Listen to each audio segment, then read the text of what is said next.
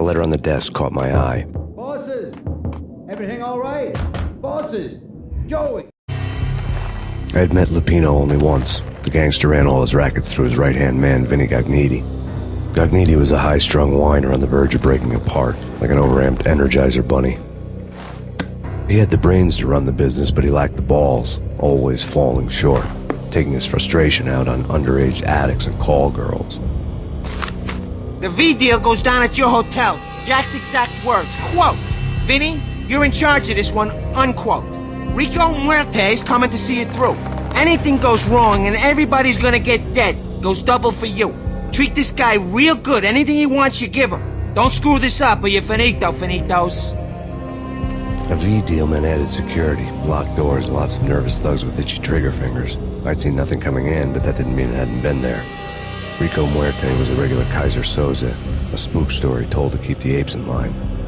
313. The Finitos had scribbled Muerte's room number on the note's margin. They're not answering. Call the others. Tell them to come quick. Wait, we gotta go in now. Bosses, we're coming in.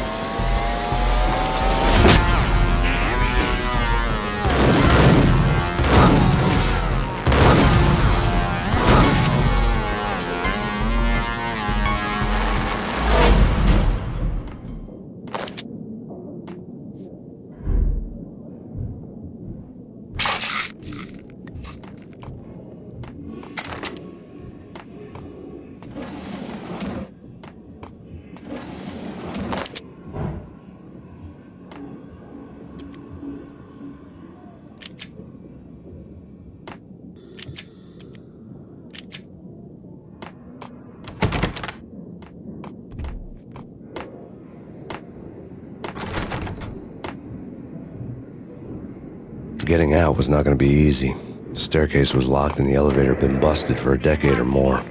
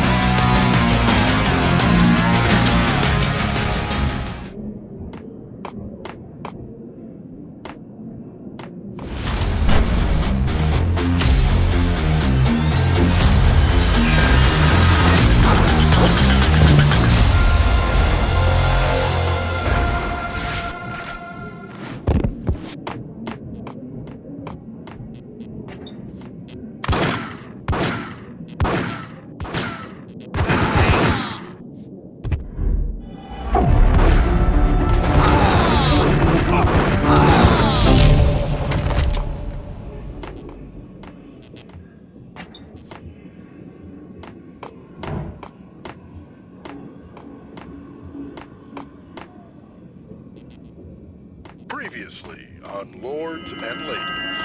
Lady Amelia, Marquis Valentine asks for an audience. Thank you, Lawrence. My lady. My lord. And now, an all-new episode of Lords and Ladies, brought to you in part by Acer Corporation.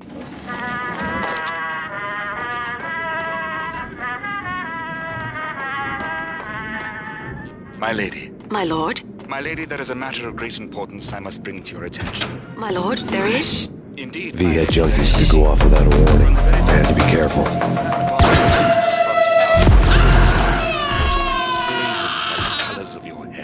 Oh, my lord, you should not speak so. But my lady, I must. My lord, no. There he is!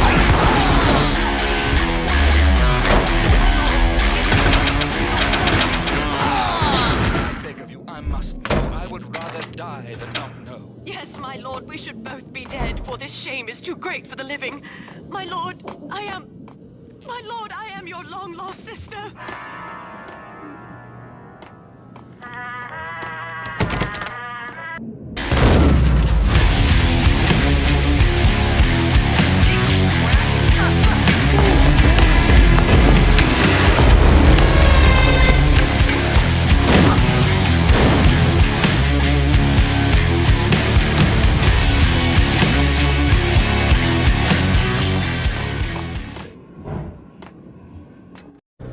Tonight, the city's fight against the nightmare drug Valkyr took a turn for the worse, as DEA Special Agent Alex Balder was found brutally slain at the Roscoe Street subway station. A suspect was seen leaving the site only moments after the shots had been fired, and the NYPD is currently in pursuit of Max Payne, a repeated felon believed to be armed and extremely dangerous. And now the weather. The worst winter storm in recorded history continues to pound the city.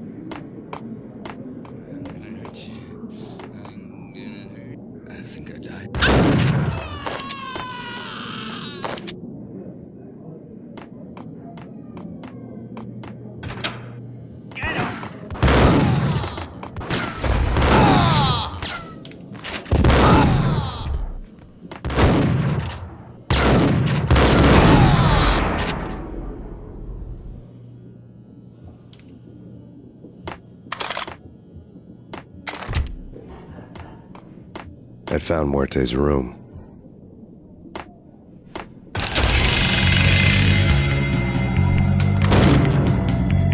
Muerte had received a letter.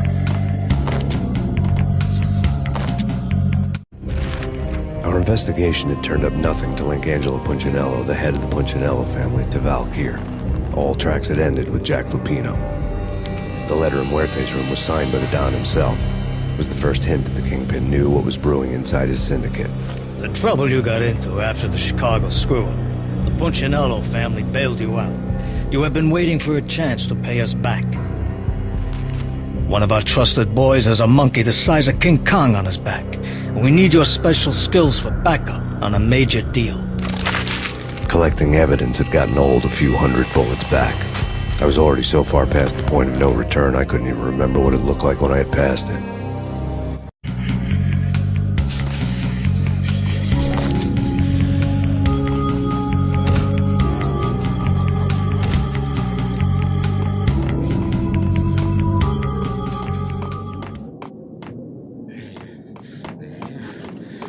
What the hell?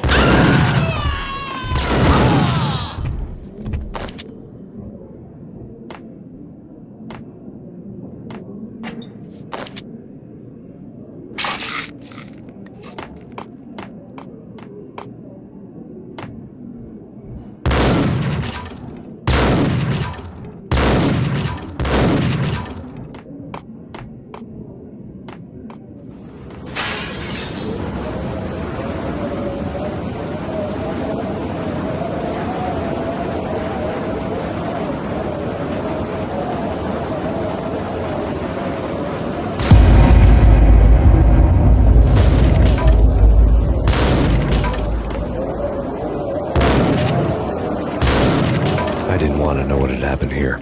It was not a pretty sight.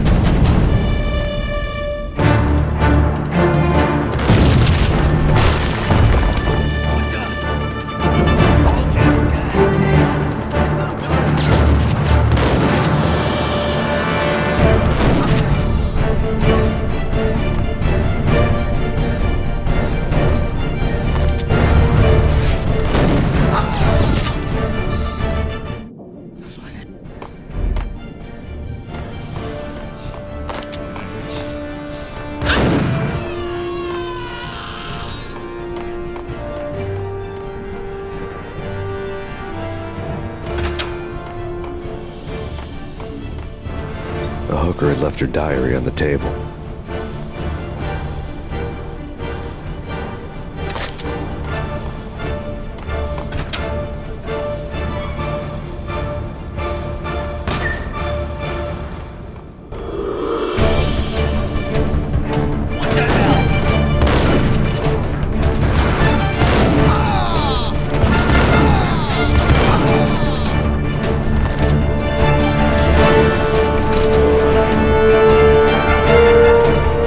The old service elevator rumbled down to the bowels of Jack Lupino's hotel.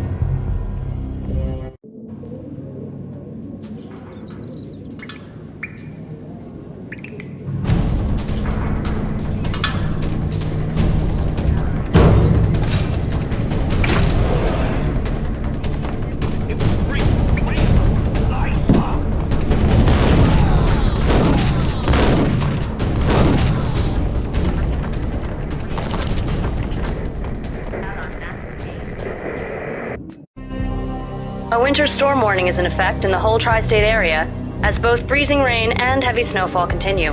Many roadways are already closed, and people are advised to stay indoors.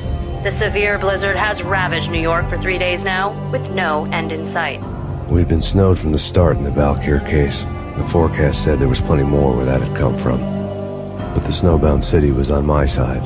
Less chance of innocent bystanders getting caught in the crossfire.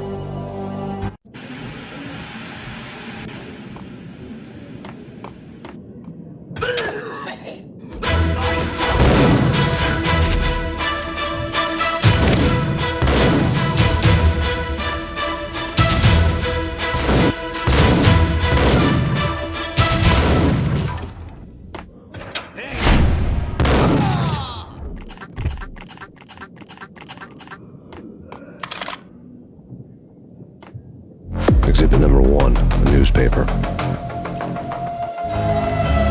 A dead man tied to a chair lay on the boiler room floor. Captain Baseball Bat Boy has an unbeatable track record in superhero death matches. But a 6-pack of root beer gets me every time. The murder weapon was a baseball bat, now lying in a pool of drying blood next to a newspaper folded open on a Captain Baseball Bat Boy comic strip.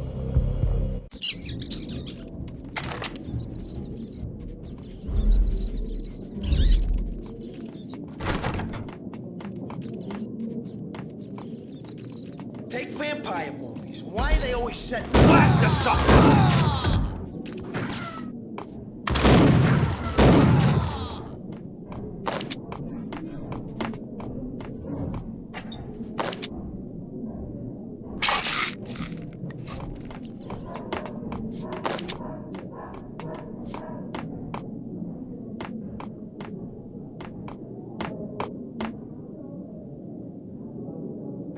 Chill with the guns.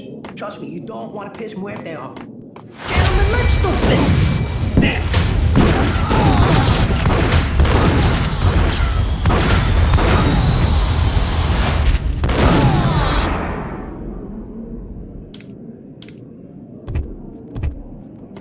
A lifetime ago, this would have gone down as a narcotics arrest. The transparent cylinders glowed green, full of Valkyr. It was dirty money.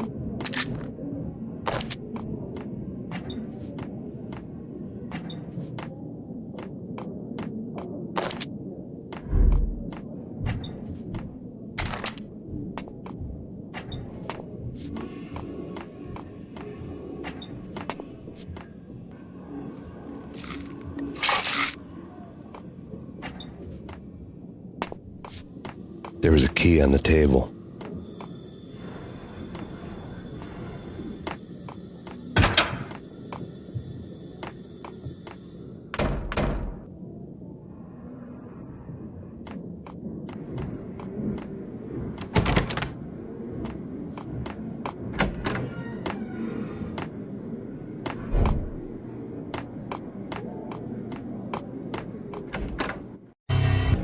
Rico Muerte, big-time hustler. Who the hell? It's that cop. Muerte went for his gun.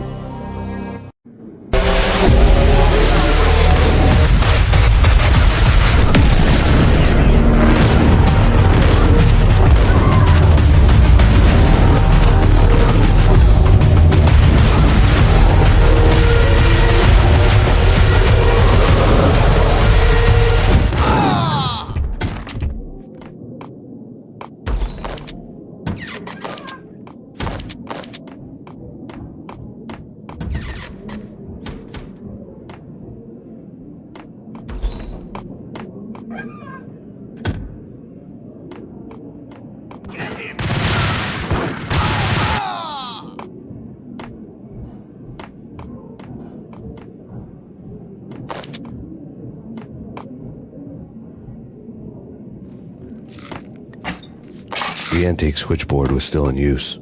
There was an old telephone switchboard in the back room of the reception area, the kind that made phone tapping child's play. It wasn't hard to picture a fat pimp sweating with headphones on, listening to his hookers talk dirty and fake orgasms over a web of party lines, the blood veins of New York. Right now there was a different set of moans and groans going on. Boss, good evening. This Max Payne. He came, started capping us. He killed him. Are you freaking kidding me? He's just one lousy cop. You better be freaking kidding me. Whack him. What's the freaking problem? Hello? Answer me. Hello? The word was out. A deadly virus released into the city's corrupt circulatory system. Something wicked this way comes. Max Payne at large.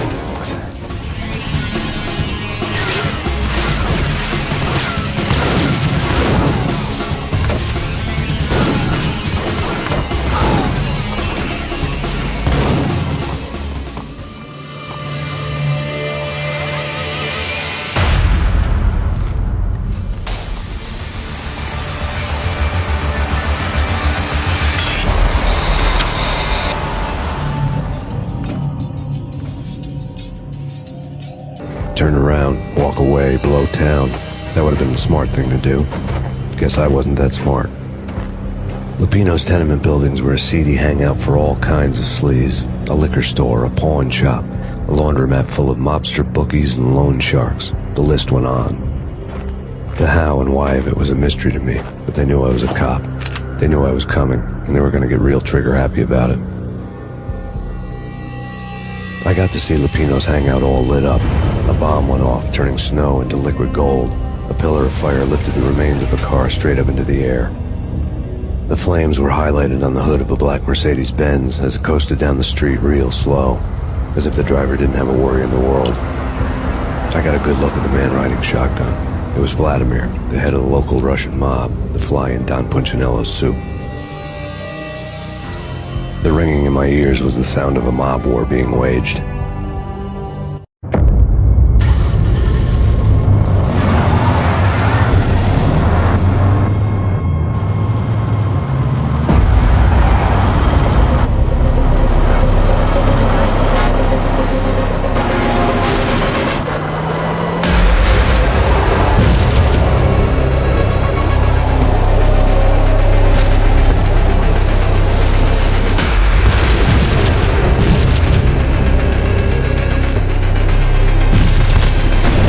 Exploded inside the closest slum building. It was a lucky break.